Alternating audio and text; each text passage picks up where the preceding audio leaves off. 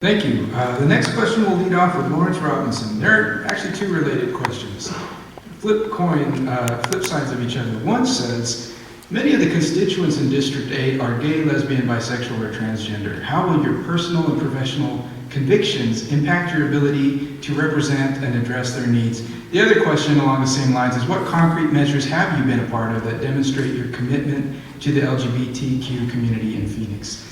Starting with Lawrence Robinson. So when the mayor asked me to revise our anti-discrimination protections in our city, he did so because we all know that when you open a city up for business and you say it doesn't matter how you look or who you are or who you love, that it's good for business. It means everybody's safe in our city, they feel welcome, they can innovate. We're going to create a 21st century economy that really actually says it's about your ideas and not about your identity. And so when I drafted those revisions, we updated it to protect the gay and lesbian community. But we also put in protections for the disabled community so that they would have the same protections as anybody else, no matter race or gender or sexual orientation. My personal conviction is practice what you preach. And what I preach is that God loves everybody. And what I also preach is that when we are a city that accepts everybody, no matter who you are, what neighborhood you live in, or who you love, or where you work, or how much money you make, we create an economy that will protect everybody. And that's what I preach and that's what I practice. That's my personal conviction. Thank you. Kate, there you go. I was the only candidate to go down to the forum where we voted on the anti-discrimination ordinance and speak on behalf of it. And I do think it's important that we let people know throughout the country that we are open for business and that we do not discriminate in this community.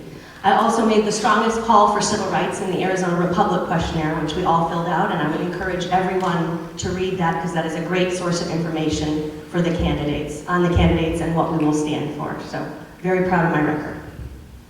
Thank you. Pastor Stewart. I believe that every human being is created in the image and likeness of God. In January, when it was surfaced that I would be a potential candidate, I was attacked by the LGBT community publicly. Public letter sent to the newspaper, not even knowing me. And what I did, I called for a meeting that was held on this very campus with leaders of the LGBT community. And in that meeting, they asked me, Pastor Stewart, do you know there's discrimination against the LGBT community as it relates to housing, employment, equal access?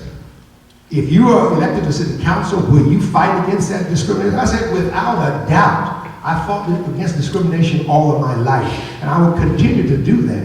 And that's what I stood for, and I'll continue to do that. Thank you. Luis Rodriguez. Well, I certainly believe in treating everyone equally, and I, along with Pastor, agree with that everyone is made in the image of God. But having said that, you know, I don't necessarily agree with their lifestyle. I mean, that's just me. That's my personal conviction, my religious conviction.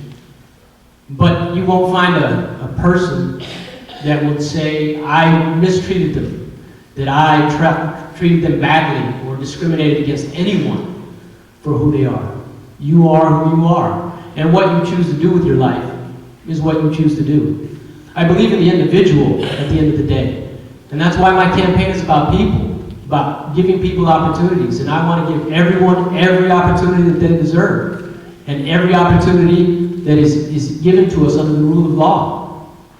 And so, I don't believe in discrimination at all, but I personally don't agree with their lifestyle, and I'll just I'll stay on that record. Thank you. Ms. Lauer. Well, I kind of feel that ain't nobody's business, really. You know what I'm saying? Who you are, and if you're an independent, responsible person, you know, I mean, come on now. Well, I mean, it's my business who I am, and you don't have nothing to do with that. So that's what we need to do. We need to get our nose out of other people's business. That's what we need to do, and let a person be happy. You know, the thing that we want people to do is be happy.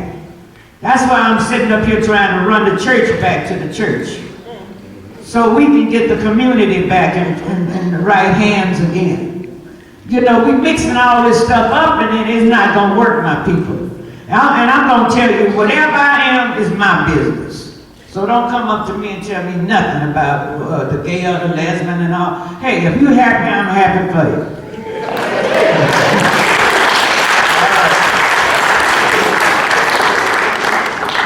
I'll just caution the audience that your applause can eat into the candidates' time, so just watch it, you guys.